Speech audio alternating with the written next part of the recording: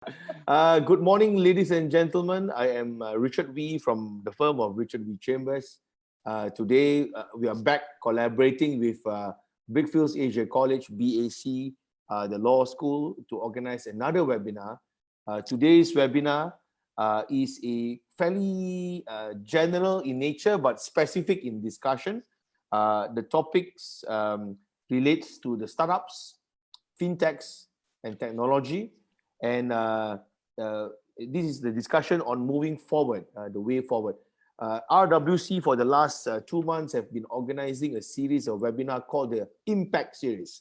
I think from the name of the series, people can figure out we were discussing about the impact of the pandemic on many industries, tourism. In fact, Hizam's colleague Michael came on board. Mr. Tang came on board. Mr. Tang spoke on SMEs. We had talks on employment. In fact, we had 2 talks on employment. We had talks on litigation, sports, esports, and today we go back to one of our earlier topics: startups, fintechs, and technology. But from now onwards, unless necessary, RWC will be moving towards the Onward series. This title is called the Onward series because we are moving onwards. I think it's time to stop discussing about the impact. We know it's have a certain impact.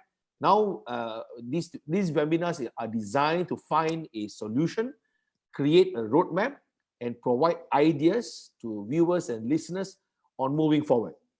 And without further ado, let me just quickly explain to you who our speakers are and how we intend to run this webinar. It's only a 1-hour webinar. And we're also live on Facebook. I can see quite a number of people have started logging on the RWC Facebook. If you are those who are on Facebook, kindly share and conduct your own watching party on your private accounts if you're able to, because I think it will be it's a good way to miss these 2 speakers. For our speakers, if you are logging on Facebook, please reduce your volume because there will be feedback on the sound here, right? We have firstly a prolific investor in Miss Rina Neoh. Miss Rina is also a director in Malaysia's MATRADE. If you just take the time, those who already know Rina, of course, I think you'll be like, wow, it's finally Rina. But those who have heard of her or may not be aware of her, just Google her, and you'll see the list of investment that she's involved. And that's why a lot of people describe her a prolific investor. And I tend to agree with that description. And then, of course, with us also today is Norhizam, a friend of mine, and we are also working on a project together. It's quite an honor to work with Izam and his team. Norhizam is, of course, the Vice President of MDEC, the Malaysian Digital Economy Corporation. It's a government agency, and from the name of the agency, you can figure out it's actually to invest in digital economy. And Izam's forte is on fintech and on Islamic, can I say Islamic startups, Izam? Islamic digital economy. Islamic digital economy. Much obliged. Thank you for correcting me. Thank you. So this is how we're going to do it. I'm going to first invite Rina and then Izam to introduce themselves very quickly, 30 seconds, one minute to explain what they're doing. And then the format will be like this. This will be very much like an interview session. We will discuss on a few areas which we have already planned our discussion through yesterday's warm-up. We will discuss about their respective observation on what is startup, fintech and technology in the last few months. We'll be discussing about the proposed, or should there be a regulatory approach to startup, fintech and technology. And then we will be talking about investment, and then we are looking at the issues in the checklist of an investor. So in people like Rina, what is in her mind when she's investing? And then we will be inviting Hizam to give us some views on that, because that's the way forward. Investment, investment, putting in our effort back into startups, fintechs to revive our Malaysia's economy and Southeast Asia's economy generally. And then, of course, we will also be wanting to get MDEC's view post-lockdown, what are their plans, and then we'll probably round up with the personal viewpoints of the 2 speakers about the commerce of startups, what is going to happen in future, right? So can I invite Rina? Maybe you can introduce yourself. Rina, all yours. Hi, good morning, everyone. It's good to thank you for having me. It's good to be speaking to fellow Malaysians. I just wanted to tell everyone that I'm Malaysian. I'm still Malaysian. Many have actually thought that I'm Singaporean since I left Penang in 1998, but still very much Malaysian. So in the last 2 years, I am very honored and very blessed to be given opportunities to come back to Malaysia to do some work. Previously, I was back for makan and there are investments, but mostly property investments. So the last 2 years, I also had a chance to work with Norhizam and his team in MDEC. So I do see I'll be doing more work in Malaysia. It's still, the kampong is still my heart is still there. So I am looking forward to spending the golden days, like getting old in Malaysia, which is, I think that's what my plan is. And in the last couple of 24 months, I basically team up with some good friends that I've known for a long time.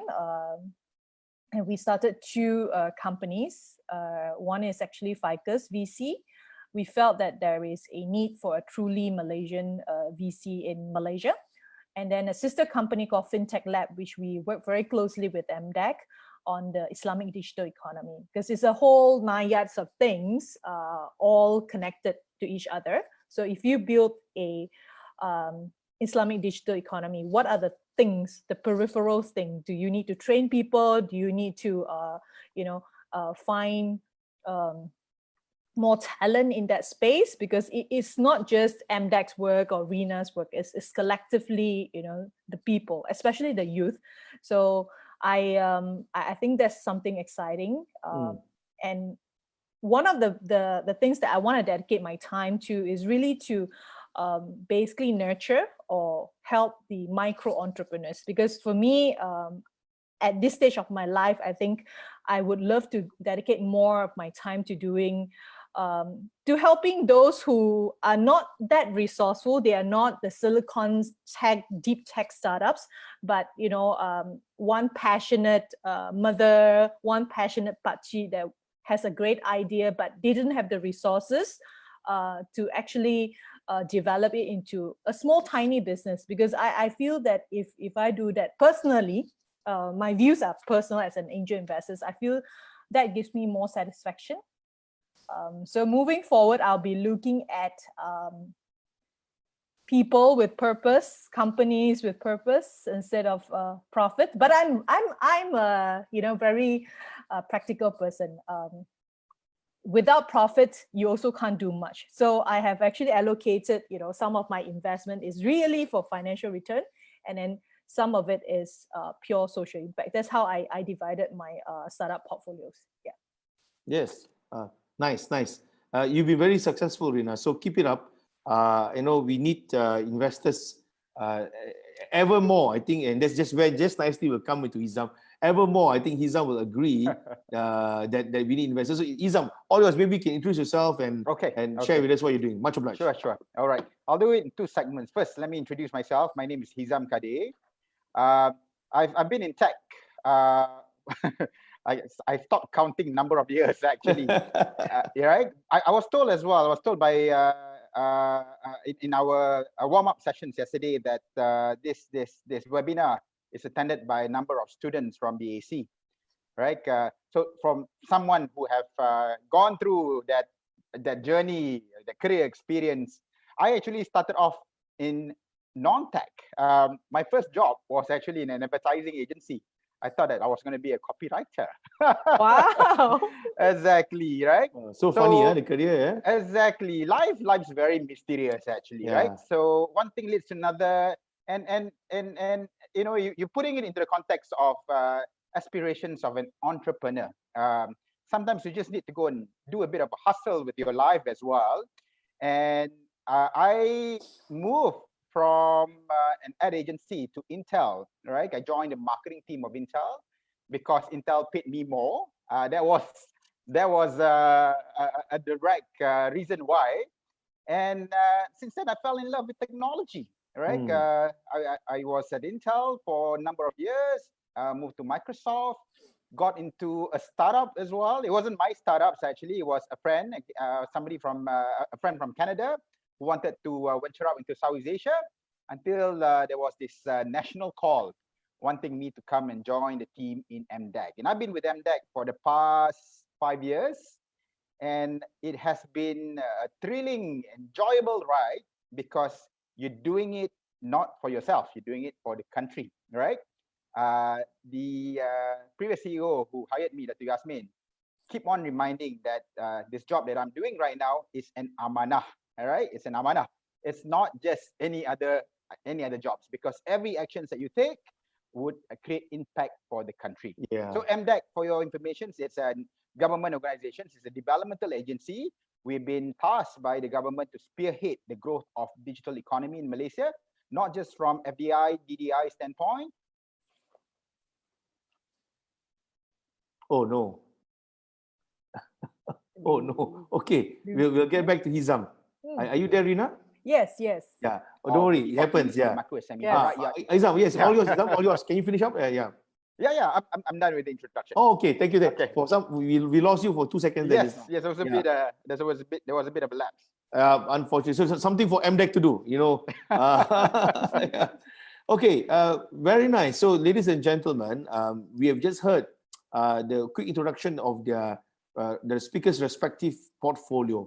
One is a passionate investor, and not just investor, but Rina does enjoy building startups. It's very obvious when we discuss with her, and many of her startups are doing fairly well.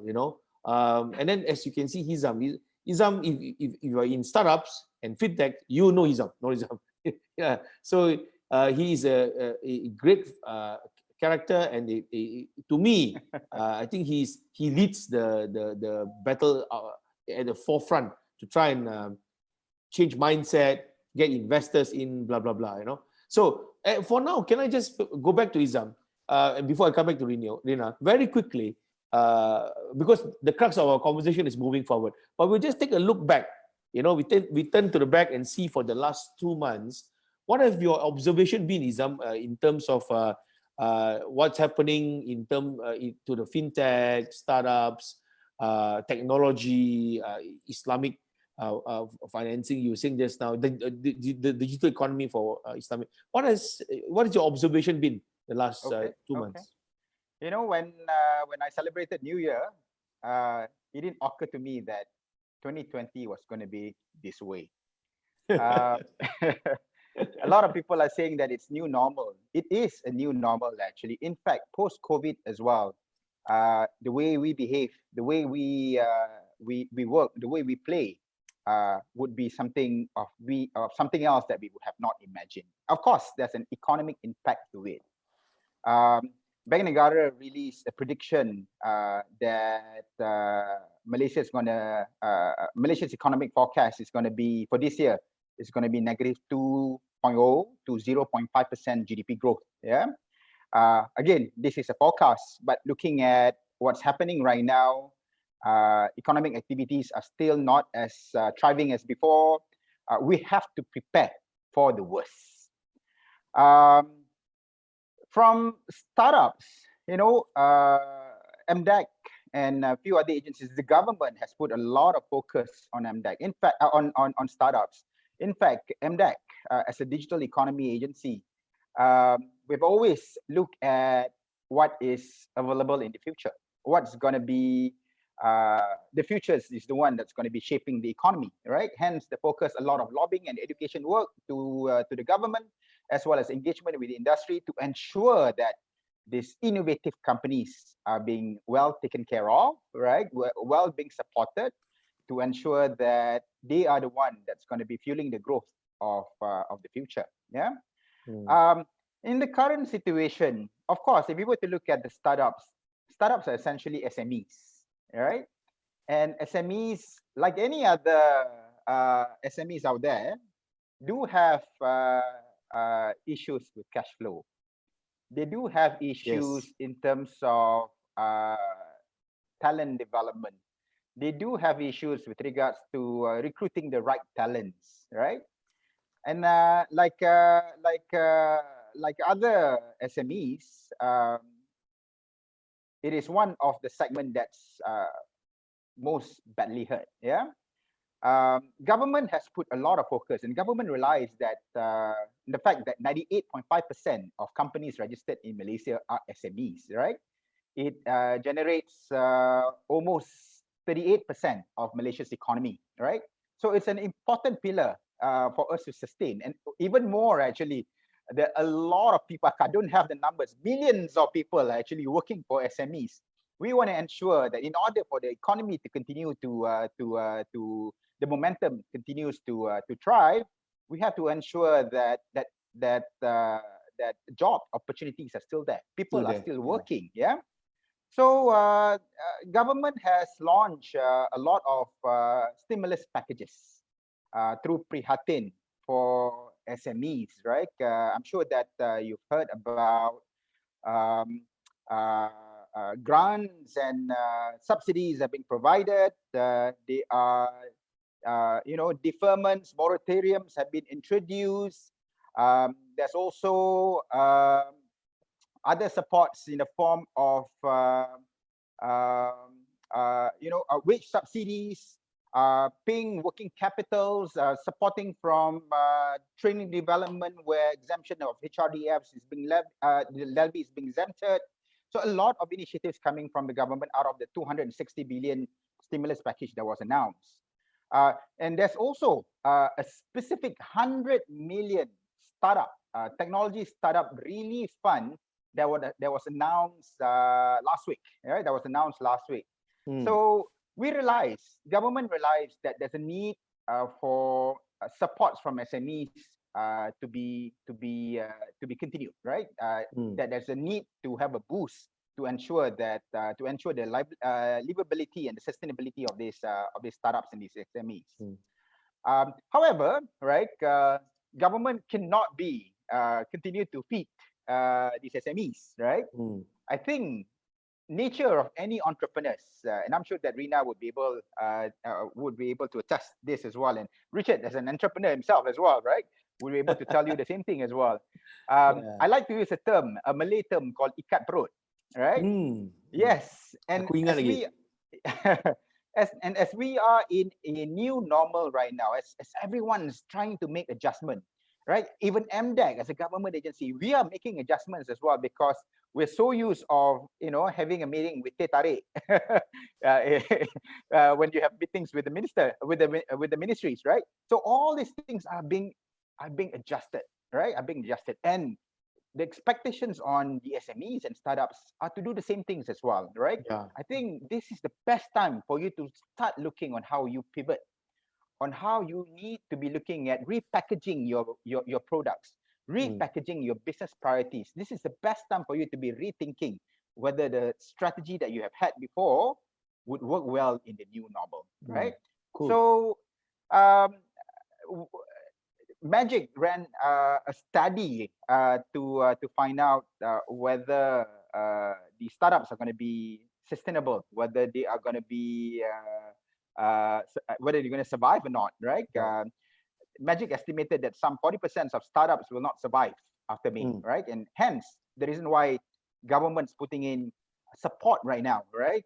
In order for that May end period to be further extended, but from May end period to be further extended, this is where you need to be re-strategizing and well adjusting yourself in the current new normal. Interesting. Thank you, Izam. Thank you. I think you basically have set the foundation for our next discussion after this. The government of Malaysia's approach, MDEC's approach, even internal changes in MDEC. I like how you make it very clear that actually startups and fintechs are SMEs. So hence why you're right, why we invited your colleague, Mr. Tang, to come and talk about SMEs a few weeks ago. And he spoke very well about, at a time 6 weeks ago, he wasn't sure what's happening yet, but he already draw a roadmap, said this is what MDEC wants to do. And he was very clear, said, but things are uncertain. But I think now we are more and more clear what we need to do, isn't it, Izam? To some extent, isn't it? Yes. If we're not clear, then there's something wrong with the way government machineries are working. Yeah. I think we are in situations that we don't have an option. We have to move to the new normal. Yeah. If we're still thinking that we're going to be doing the way we've been doing before, then we're not immersed into the new normal as yet. We have to embrace. Yeah. So just like Rina, we'll just now flow into Rina's area. We'll do 2 in 1. So Rina, just to recap, maybe a very quick from your perspective, especially yours will be a wider perspective in geography. Your observation on the impact of this pandemic on Southeast Asia or even all over the world. I know recently you were invited to speak in an American convention, but unfortunately you couldn't go there. You had to be here to speak. So maybe you can speak about angel investment and your observation first, and then at the same time you might as well share with us, as an investor, what are the kind of checklists that you would have, like the top 3 checklists you want to have before you go into an investment, so that at least our listeners, they pick up a trick or 2 from you, then they can learn from you. So all yours, Rina. Okay. Thank you, Hizam, for setting the stage. And I think the new normal is going to stay for not just a couple of months. It's going to, be the new normal for a long, long time. Even my mom now learns how to use WhatsApp and FaceTime conference call. It may not be the best thing because, every hour she will call. But I see it as, when we have no choice, everything is an option. I always tell people, when you have no choice, you will try everything. So from an investor perspective, I see this as actually the best opportunity to pick up startups who are resilient, who knows how to pivot at the right time. And of course, as a financial investor, this is the best time because there'll be a lot of garage sales like the stock markets in US. There'll be a down round of valuation because people are no longer, asking for skyrocket valuation. Personally, I have a few investments in which I'm very passionate about, and in Malaysia and in Philippines. And I think the tech or fintech, if you have a fintech startups, maybe not so much because it's already tech. But those SMEs or startups that has a omni-channel, for example, brick and mortar. You know that schools are closed. Unfortunately, I have a master franchise in Philippines and preschools. Retails are closed. I have a food investee company in Malaysia, the best chocolate in my mind in Malaysia, and 6 of our outlets are closed. But we have been struggling to actually increase the online sales, but this came as an opportunity for us because the chocolate company, which I am the first angel investor, which I invested about 2 years ago. Fortunately, we did about 2.5 million last year, but only 6% of our revenue came from online sales.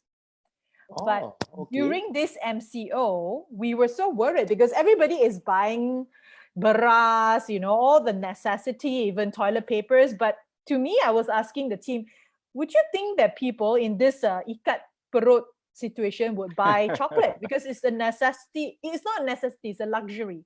But we were brainstorming. I think I remember that night, we were saying, what do you think will make people buy chocolate? And you have to, I always think that if as a startup or as an investor, it's very important we understand basic human psychology. When you're in a lockdown startup, yes, you may not be buying chocolate and eating because you're feeling sad, but you also know that your family, your friend, your girlfriends are feeling, a little depressed, and you want to make them happy. So if you don't buy for yourself, we all want to do something for other people, especially in this situation. So we did a Facebook campaign, and to my surprise, in probably 2 weeks, we made more than what we were trying to achieve. Ah, well done. 2019. And I have to give credit to the founder I've actually, this is my second investment in this startup. He's very resilient. He's very, very resourceful. And talking about, so this is Malaysia, how one of the startups in Malaysia actually pivot. And in this really challenging time, there's a Malaysian VC who wanted to put in money. We were saying that, even VC might tutup kedai, but and startups will not be survived. But I'm glad that there is a term sheet on our table, which we discussing right now. So while everything seems to be really gray and dark, that there will be silver lining as well. Exactly. And for investors, when the world is on a standstill, you will be able to notice and pick up startups or opportunities easier, because there'll be a group of people just staying at home and complaining about everything under the sun. But there are a group of people who is saying that, if I can't control what the world is doing, I can control, my own action. I can do something positive, whether it's small little things, helping each other. And I've seen it in my Malaysian friends, when the healthcare workers needed help, everybody just came forward and giving out care packages. I think that's the great thing. It brings out the humanity in all of us, which I really like very much.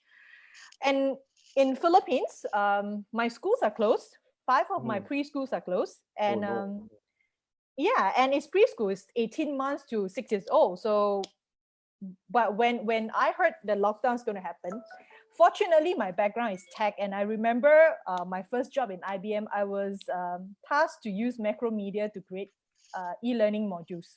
Wow. So the opposite of Nizam. Not bad. But yeah, that was like in 1990s, So I told my teachers, I said, I don't know when is this going to be over. I don't think so. So what we did was we basically had, within 60 hours, transform all the classrooms curriculum into online. So my kids, 18 months, 6 years old, are doing online learning right now with the teachers and with the assistance of the parents. And as the saying goes, the schools are closed, but learning is still open. So if the kids can do it, we all adults, if you're not taking advantage of all these free courses or webinars like this, if you're in school, or even if you're a housewife, you're 80 years old, you should be learning, you should be listening to, experiences from different people to actually upgrade your knowledge, because 2 months just passed by. There are people who will be, have gone through 100 Coursera courses. There'll be people who are just watching Netflix. When the world opens up, there'll be so little opportunities, and everyone will be fighting for that one position. And we're very concerned about, job security. But as an employer, why would I, give the job to you? And it goes to the same thing, right? As a startup, why would I invest my $1 in you? Wow. and not the other person? Yeah, correct. You must show me that you deserve it. I think the mindset of startups of, I have a great idea, therefore investors must invest in me. I think that should really change drastically. That doesn't work. Yeah, that doesn't work. I agree. Because if I don't invest in your fintech startup, it doesn't mean I invest in another fintech startup. It is really, I could be investing in a nasi lemak store just because it's my personal preference. So startups looking for investors, especially angel investors, there is no another Rina with the same portfolio mandate or likings or philosophy in life. So if I'm a financial investor, then clearly you have to show me your return. But if I am passionate about something else, then if your startup or your product actually falls into my portfolio, then you stand a better chance. But my last advice to the startups would be, like, if you're going to an angel investors or VC, be very sure you take some time and effort to make a research, a Google. If Rina loves ed tech, or loves food. You could start your conversation with, hey, Rina, how's your, chocolate doing? How's your school doing? Instead of, hey, I have this great idea, so invest in me. Or, Hizam, is a media person, right?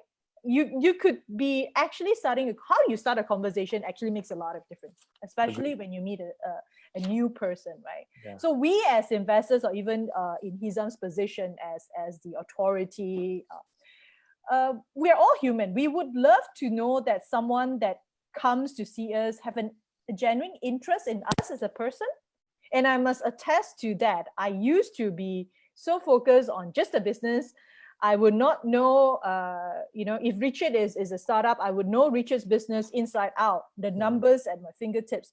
But I do not know whether Richard, sings. Does he likes ice cream? Is he married? How old is he? All these are, I paid tuition fees for not knowing this, because when times startup founders, especially if they are still very young, they are not even SMEs yet, the motivation and the drive behind is so important, right? Because if you do not have a core belief and you're you're easily distracted and you do not stay true to your mission, I think it's easily swayed. There's a lot of temptation. So I think for me, when I invest in the early stage, there's only 3 things I look for: the person, the purpose, and I think if you ask me 3, right, I would say is person, and that the driver. Very important. You're investing in the people. Yeah, correct. Yes, yeah. Especially it's early stage when he, it's just him or 1 or 2 other people. But when you're already at a VC stage or PE stage, then you're investing in the whole business model and organization. Yeah, so that's my personal philosophy. I love it. I love how you gave a story, Rina. I mean, it is clearly we can see from a personal viewpoint of a investor.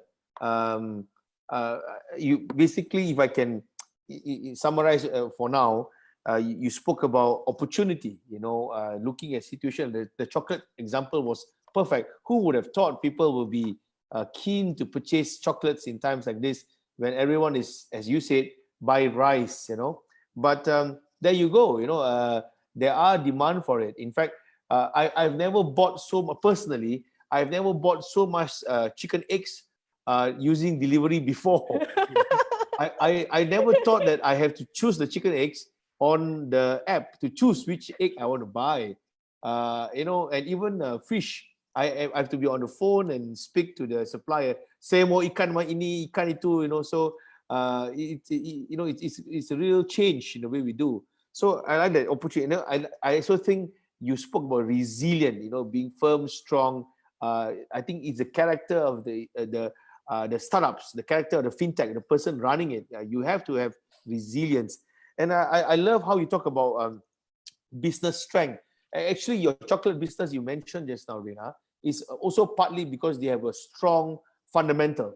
If the fundamental is fairly effective and fairly resilient, then I think they are able to withstand it, And then, of course, I also like a personal touch. It's true, even as a lawyer, I'm surprised when some of my clients, when I walk in, they say, hey, Richard, how is your 1, 2, 3, 4, 5, 6? Then I realized that, they did some research on us, So it's nice. It's a nice feeling. So there you go to all the people running Islamic digital economy or startups and fintechs, one angle from a fairly well-known investor. Get to know your investor. I mean, if you want their money, it would be nice that you show them, you know them, that you respect what they are doing, to some extent, isn't it? So I think sincerity goes a long way. Oh yes, I put it down. If I don't invest, I would say, hey, Hizam, would you like to take a look at this? So it may not be now because I have my personal constraint as well. But if you build a relationship based on sincerity, honesty, I think it will go a long way. I agree. In fact, whenever my firm deal with people who are investors, angel investors, or straight up old school, put money, buy share investor, you can see that the investors put a lot of value on the sincerity of the founder of the startups or the person running the startups, and whether or not the person is just want money only. I think that may not be a good approach. I think this is my view to share to everybody. When we approach investors and when investors come in to invest, it is not just investment. It becomes a partnership, a marriage of commerce, a long-term relationship, a friendship built on business. So to me, that is the key, to build a relationship and business, to understand one each other. And then it will grow. Out of the many investors I see, those who grow have that kind of relationship. And so I would encourage more startups and investors to build that kind of relationship. Now, on that note, moving towards Hizam, so we've had a discussion on how things has been the last 6-7 weeks. We've heard from Norhizam, even the government agency have changed the way they work. Everybody missed the teh tarik in the meeting.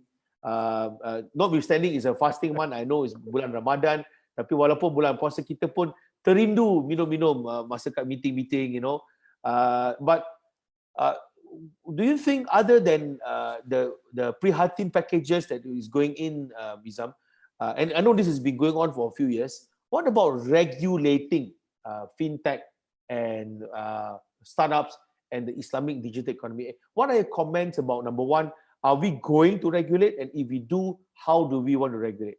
All yours, Hizam. Okay. I think it's an interesting topic. And putting it into the context of current pandemic, sometimes regulatory works stifle growth of innovation, right? It's as what Rina said, there's a silver lining to this as well. I mean, everything has its pros and cons, right?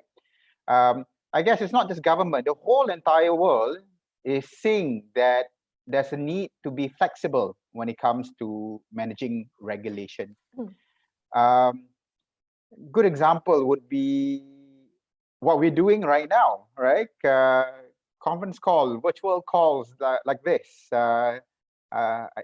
Companies like Zoom and Microsoft Teams and Google Hangout are seeing huge number of search, because people want to continue the way they have been working before, which is to communicate, right?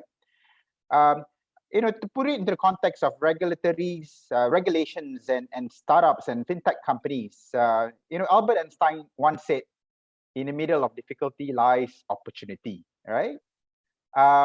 Now, even more, if I were to use fintech as an example, right? Fintech is probably one of the most highly regulated vertical, because it deals with money, right? Yeah. It deals with transactions, economic transactions, financial transactions. But Bank Negara has openly promoting and encouraging people to be cashless, right? Government has made statements, working together with a lot of digital money companies in encouraging for people to be transacting, to be having financial transactions that are not conducted with money in the form of physical banknotes or coins, yeah, but through the transfer of digital information, right? And that's very encouraging, actually, in the context of regulations, to see now better than ever before, for regulations to be relooked at, because as we want to encourage more cashless transactions to happen, more people using wallets right now, so those policies would have to be relooked at. Yeah. Within fintech, let's just focus on fintech. The last couple of weeks, or more than a couple of weeks actually, have seen some interesting changes by the regulators. From, when it comes to financial transactions, I always look at it from the context of what I call SLIP, right? This SLIP strategy, which is savings, lending, investing, as well as payment, right? While a lot of financial transactions are in the payment space, right? Richard's buying his fishes, as what he said, right? I'm assuming that he uses his credit cards, his debit cards. Great, it's no longer cash on delivery.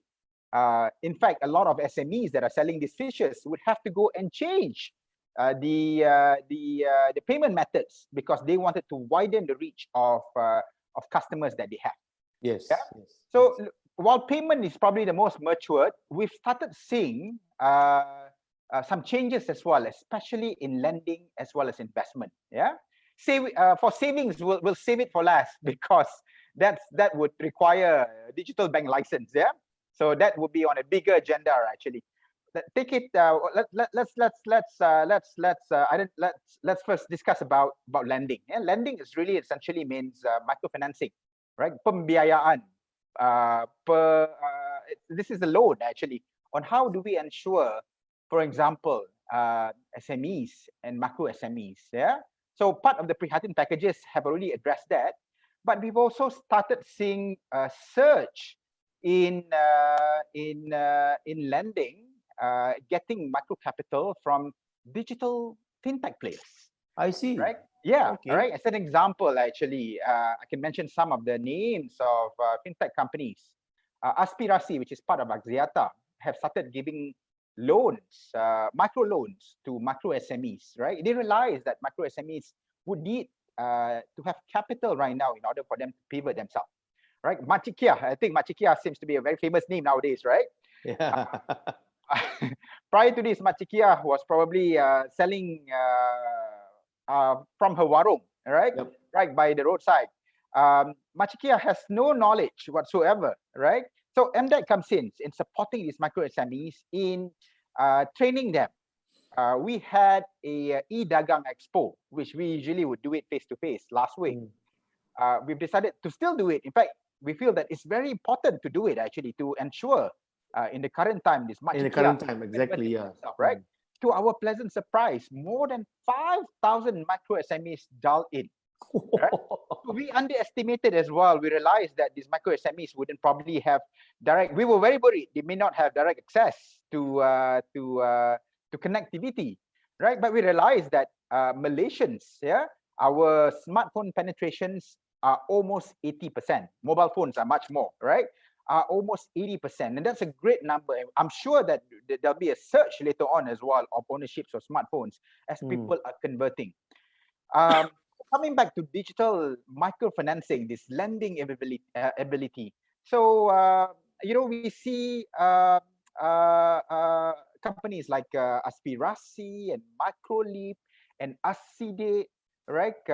Aggregators like Ringgit Plus as well as iMoney are now targeting these micro SMEs even more. The P2P players as well, right? Securities Commission has provided a lot more support to the P2P, the peer-to-peer financing companies, in order for them to be able to widen their reach as well in supporting the SMEs and micro SMEs. It's now for digital microfinancing to accelerate faster because they do have that opportunities in providing microfinancing in a much faster time to delivery, right? Because it's all digital, right? Aspirasi is committed to deliver the capital upon approval within 48 hours, right? Approval as well, right? While for you to be getting loans from banks, for example, it would require some form of KYC, and most of the times it would require some form of credit history. Chikia wouldn't probably have any form of credit history actually, right? Maybe correct. So one account, she probably doesn't even own a credit card. So it's going to be difficult for banks, for financial institutions to be assessing her credit history. These digital microfinancing companies are actually working on different sets of validations. They use digital eKYC. They use your social media patterns. They use your phone usage. They use psychometrics to be assessing whether you're not going to be a non-performing loaner later on, right? So it's interesting to see that change, and more, and this is the real opportunities for fintech companies to come in and take the opportunities to be providing microfinancing to those that are in need, right? Exciting. Switching to investment, right? Switching to investment. And this is another great opportunities as well. Malaysia, bank population is wonderful. 95% of Malaysians would have bank accounts. I'm sure that every single person who's listening to this webinar would have some form of bank accounts, or like Richard would probably have 4 different accounts. Right? Rina would probably have 40. Yeah, yeah. Correct. 95% bank accounts in Malaysia, but Malaysia still has a problem of being underserved, right? And underserved means, how do you sustain financially in tough times? And we are in tough times right now, actually, right? So while we know that we have to manage our cash flow, but investing is also important, so that, touch wood, if anything bad again happens within the next 2 3 years, right? So we would then be able to sustain ourselves better, right? Bank Negara has a report published that says 58% of Malaysians can't even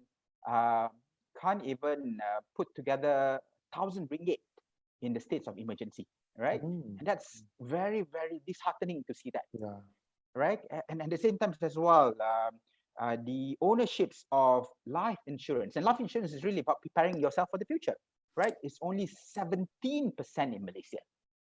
So those figures really shows that we are in a situation, a problem that Malaysia's, while we are banked, right, we're still underserved to a certain extent, right?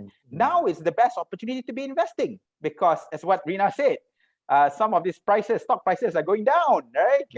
Bitcoin price has gone down as well. I'm not encouraging, but right, Bitcoin price is going down, right? Gold price has slipped slightly lower than before. So this is probably the best opportunities, and they are digital investment platforms like Wahid Invest, like MyPio, like Luno, like Hello Gold. These are some of the examples of digital platforms.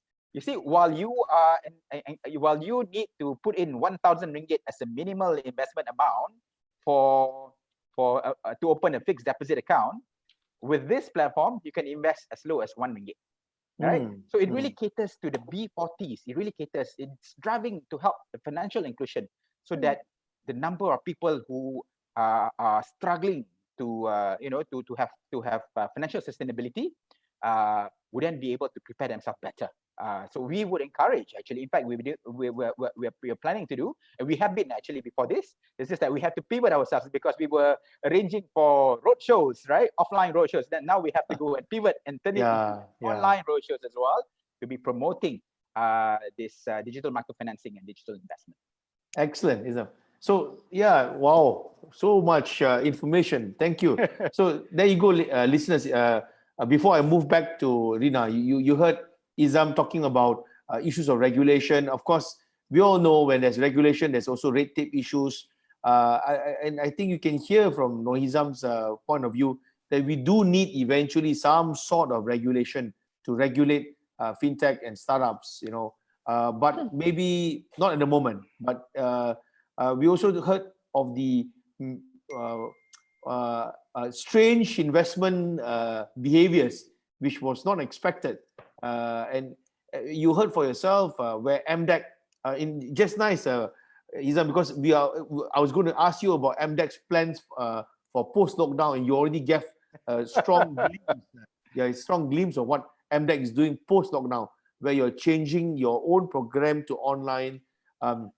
You're trying to get Makia to be more online business. Very much what's happening in China, where everybody purchases things using WeChat. They scan the QR code.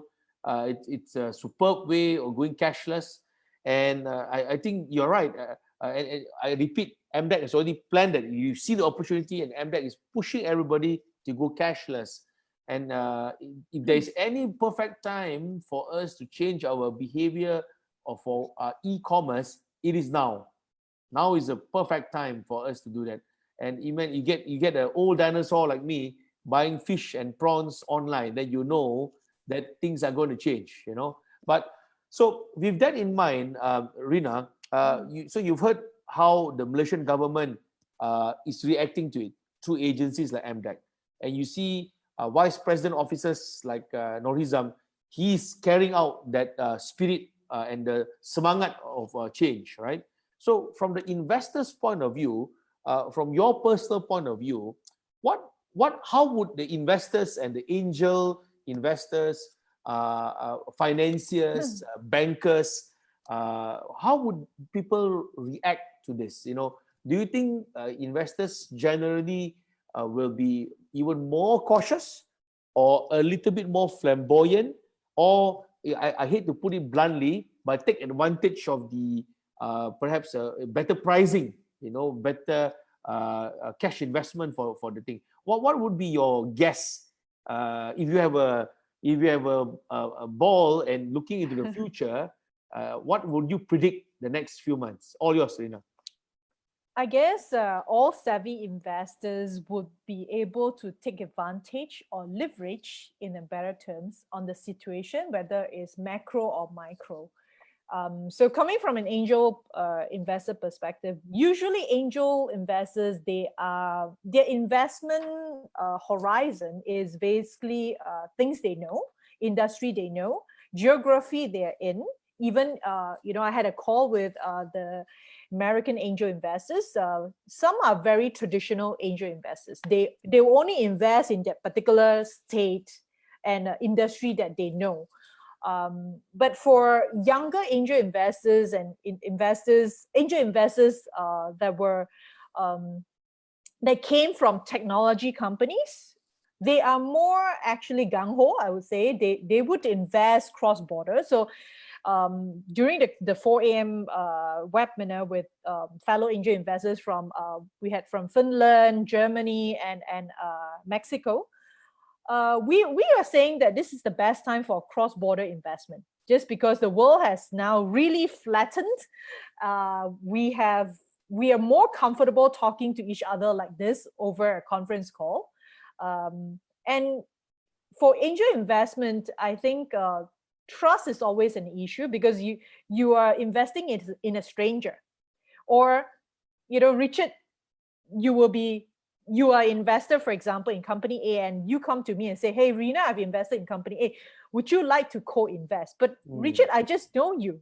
Yeah. How would I know, whether your judgment is correct? You're not just investing for the sake of investing. You really basically fold up your sleeves and nurture and mentor these startups. So for me, I look at two things: whether there is a connection with the founders, and of course, whether I would like to be on the same bandwagon with Richard or Hizam in the same cap table. Because sometimes I probably don't like the other person's face, or the other person has a reputation in the industry that he's always, putting 50K and asking for 50% of the company.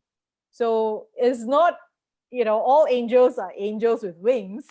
There are people, unfortunately, that will be seeing the opportunity, especially when the startups are really in a dire situation where your banks are left with $2, and you have no choice. You take it, you bite your you just have to take it for the sake of your team members. Even, you have to just let go your pride, and you have to do a down round. So I always tell people, raise money or talk to investors when you don't need it. Because when you need it, when you are struggling, when you are in a desperate situation, seasoned investors will be able to feel it. We know that you're desperate, and it won't be. We won't be doing justice for ourselves if we don't bargain. And I when I say bargain, I think that is basically a common way of doing business. You want to sell high, I want to buy low. But when both sides can agree on a fair value, I think that's the best situation. Where most of the time, somebody with a bad, probably as investors, we, some have a, higher ego. We would always want to win. We only invest in startups where we dictate the valuation. So there are cases like that also. When it comes to cross-border investment, I think this is the best time for angel investors to actually look at perhaps sidecar funds. Or esports. Yeah, it's digital. And you know, fintech, I love fintech, but I also love Internet of Things or Internet of Everything, because that's really you know, defining our behavior. So every morning, you know, even you buy fish and everything, you know, use Grab. That's already IoTs, which we don't realize it. Yeah. So even Makcik Kia, you know, you want to promote Makcik Kia, cashless, and even delivery. These are all Internet of Things. And we don't have to be physically seeing each other or touching each other to be connected. Yeah. So I would really bet on this, which I already did in the Philippines. One of my startup is in the IoTs. We are actually building apps and infrastructure for Smart Nation.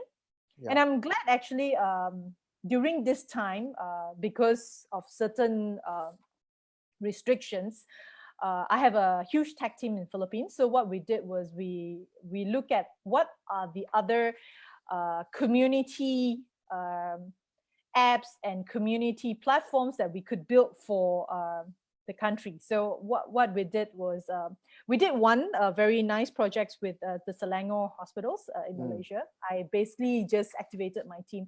So we built a hospital management, bed management system for the Selangor hospitals, because healthcare is one area which I think many countries, you know, the infrastructure is still not you know, not as good as the Western countries.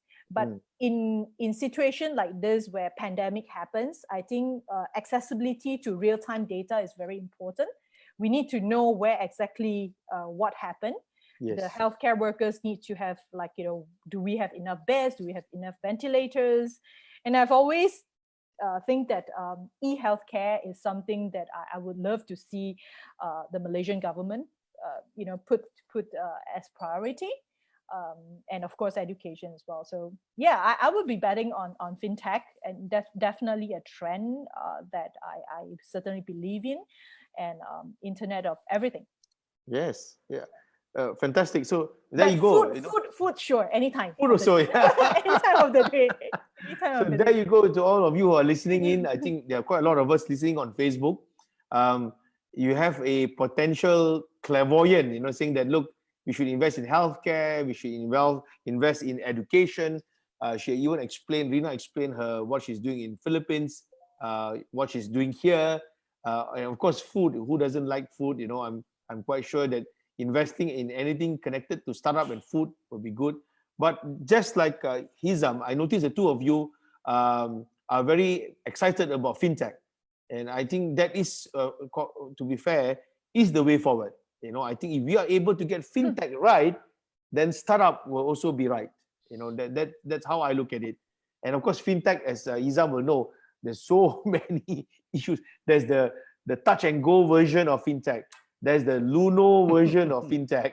There is the Grab version of fintech. You know, so there are many ways, and of course the payment online version of fintech. You know, so blah blah blah.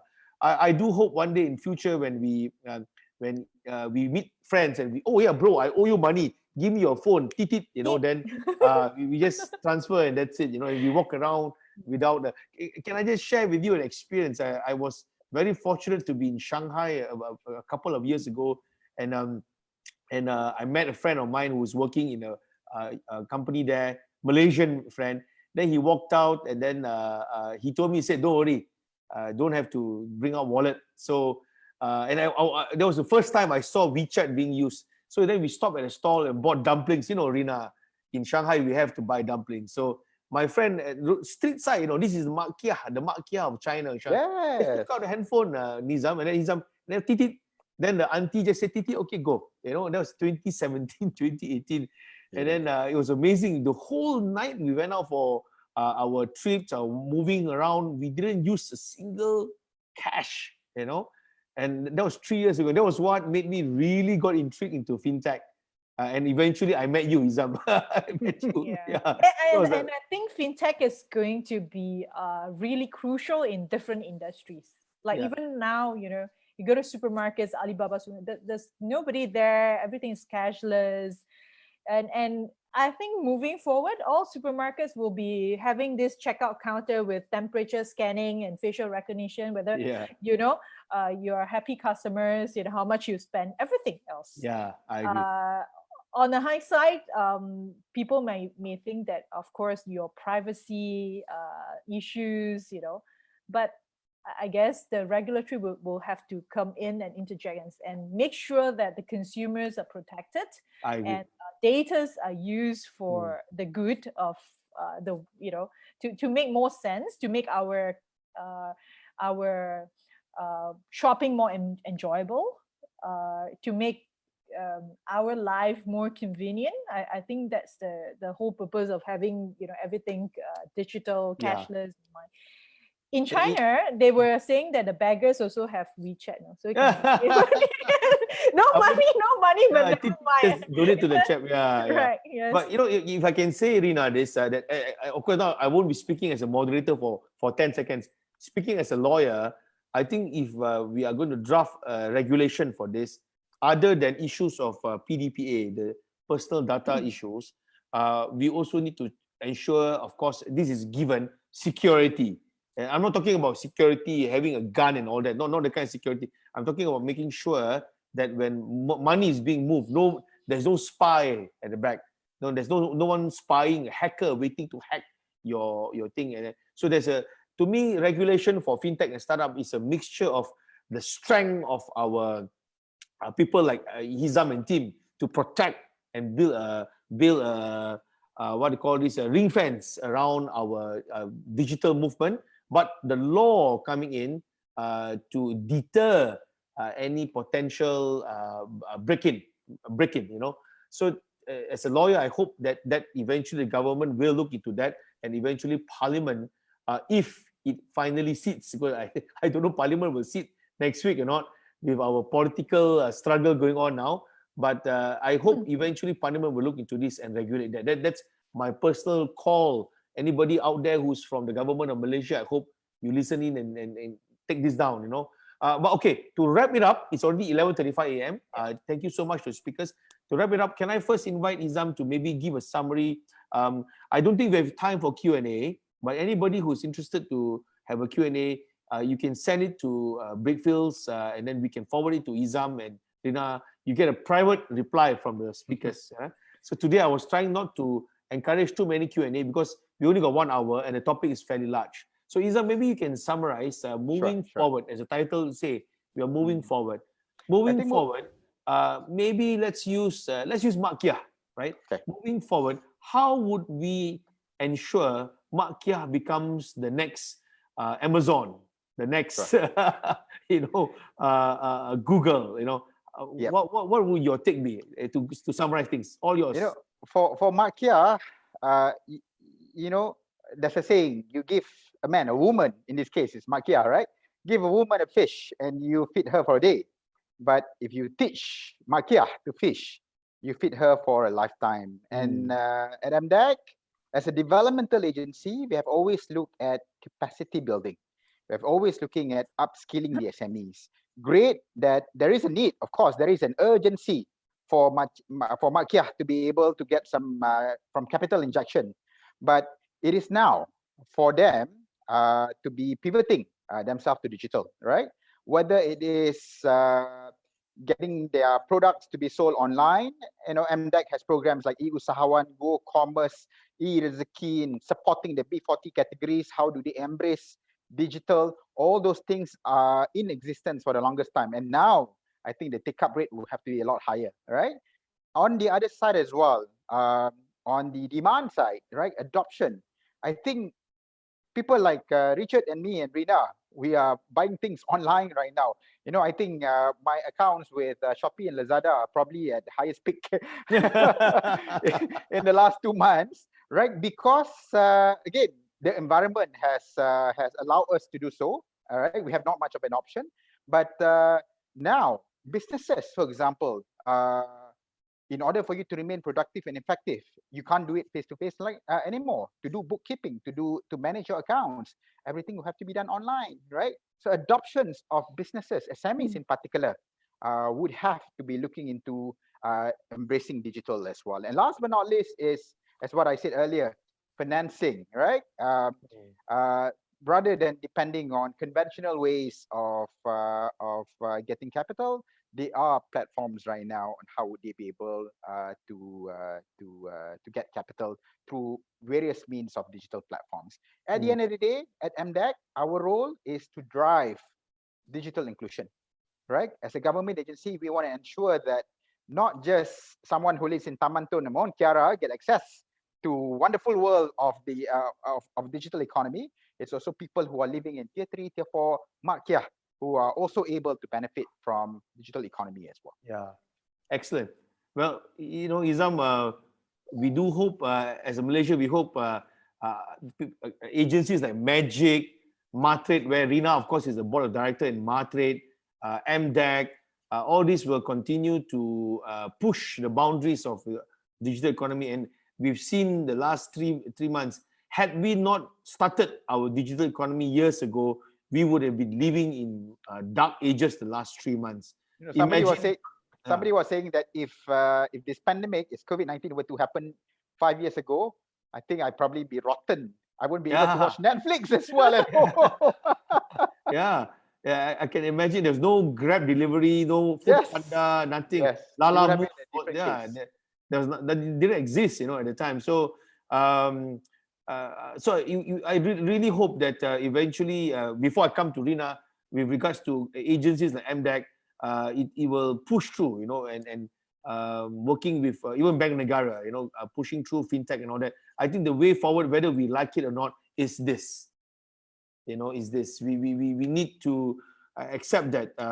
Many people, of course, been very critical of internet. Say, oh, you know, you're always on the phone, very, very critical. But the last few months, everyone was doing nothing else but was on the phone, you know. So I think we cannot underestimate the importance of internet. If more than ever, I think we must make sure the internet works all the time. You know, can you imagine the last 2 months we have internet blackout? Mati died. So it will be very difficult. So Rina, so coming to you to summarize situation, perhaps you know, speaking in your capacity as an investor, a director in MATRADE, you know, serving Malaysia through your directorship, and helping many of your pro bono work. I know you're doing a lot of pro bono work yourself, but moving forward, how do you, of course you've heard your prediction just now, but moving forward, how do you think this, not investor point of view, how do you think startup and fintech and technology should embrace things? To summarize this, embrace the change now. All yours, Rina. I think technology is definitely moving very fast, and whether someone, Rina, Richard, or Nizam, is able to take advantage of the technology and ride the waves, it really is your own mindset. If you want to embrace it and you prepare for it, you work, you know, 99% of success, I believe, is hard work. And then if you don't go and look for opportunities and, you know, believe in the old saying that, you know, you can stay at home and opportunity knocks on your door, I think that's not going to happen, especially in critical times like this. You have to find it. If you're not too smart, then you just work harder, you know, because I think universe of God is fair. Everybody has 24 hours. You can spend your 24 hours doing nothing. The other person who has a less, you know, interesting business model, but he works very hard or she works very hard to actually reach out to people, right? Versus someone who has a great product or he thinks is the greatest product and he kept it to himself. So I believe that technology is moving so fast.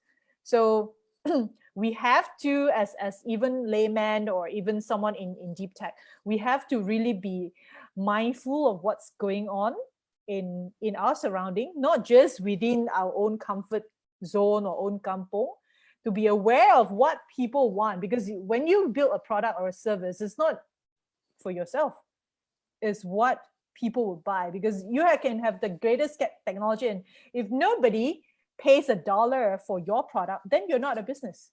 You better be a charity. I think for me, when it comes to encouraging more startups and more angel investors, that there one fundamental thing that I've observed in developing countries, we as especially Asian and Malaysian, because I'm Malaysian, I used to be so shy. We are so humble. We have to perfect the product before we can sell to the world, because if not, we felt that we shortchange people.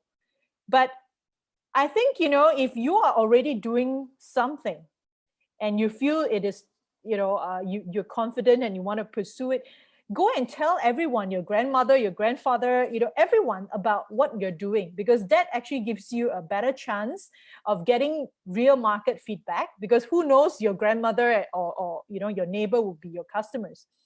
And for me, I think personally, what I want to focus on is to be able to enable micro entrepreneurs or entrepreneurs to build that confidence in themselves, to tell a story, to feel proud of. The Makia story, I love it very much, because I think it is a very good use case of how you actually empower someone. So I had an opportunity through Fintech Lab. We did a technology development program in Sabah. Actually, it was one of my the project that I love so much, because we have seen like 10 really micro entrepreneurs who don't even speak English. So it was a challenge for me to you know, I used to look at pitch deck, you know, with all the jargons, to really be able to conduct a lesson with the real Makia. And I really salute them for taking bus in hours, you know, coming from their kampong to learn. And I'm so sorry for those who are listening in. I know some of them are on Facebook, my friends. I actually made them cry. So I'm very sorry, but I prefer to be really, you know, be honest with you. But what I have seen today, I'm very proud to say that from day one, when I asked them to stand in front and tell me what is their product, what they sell, every time I tell them to do that, they give me different stories. So if you're not able to tell your story clearly, then as a customer, what would I be buying from you? So we want to make sure they have clarity in what they sell. So we always call it, you know, the elevator pitch. You must be very clear, very confident about yourself, your product, or your services that you want to provide. But I'm so proud today. They have their own website. They have their e-commerce stores. They are doing Facebook online selling, and they are able to stand in front of me and pitch. So to me, that's a real satisfaction, and I would love to do a lot more of this.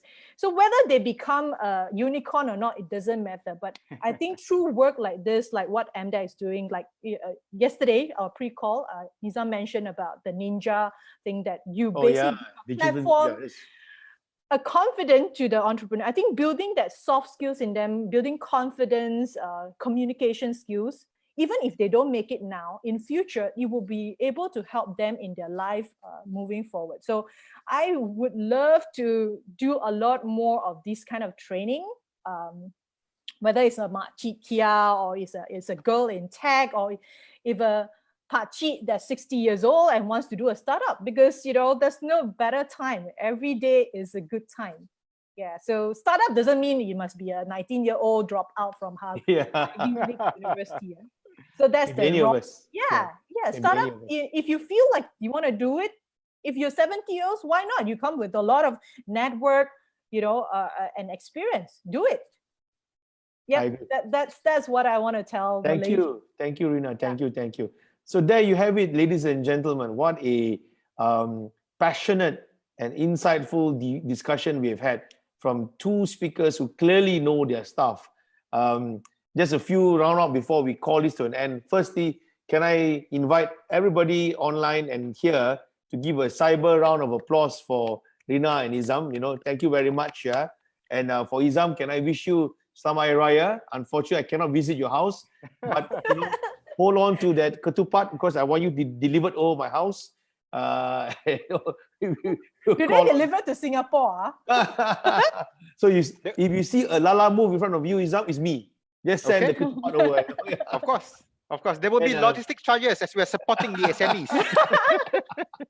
So, but of course, we must also thank BAC College who kindly loaned us their Zoom and people like Miss Julie Thomas, who I think you've both seen her name frequently. Yes. She's the heartbeat behind this project. And of course, to the technological team in BAC, to the hundreds of you around there who's been logging in here on Zoom and all over on Facebook. It's been shared a few times on Facebook. You can see on my mobile phone, the thing's been shared. Thank you so much for logging in. I would also say that to end this by saying that there are many more talks to come. And I think on MDEC itself, you can see, go to MDEC, you may even pop up and see Izam talking again. MDEC holds webinar all the time, educating people on many, many things. And even on Rina, if you follow Rina's Facebook page, LinkedIn page, Rina has conducted many talks. And you should go and log on to these speakers like Rina, because they know their stuff. They've been there and done it. So to the rest of you, as we go through a more liberal MCO, our lockdown is getting more softer. I would still encourage you to maintain a firm, hygienic lifestyle. Stay safe, wash your hands. But I think very important is we must do it together. Only, in my view, only if we do it together will we prevail, and we will prevail at the end of the day, right? So, okay, everybody, thank you very much. I'm going to end this soon. I'm going to stop the Facebook live, and so thank you very much, Izam. Thank you very much, Rina. Take care of yourself, me. and Take care. we'll catch up again.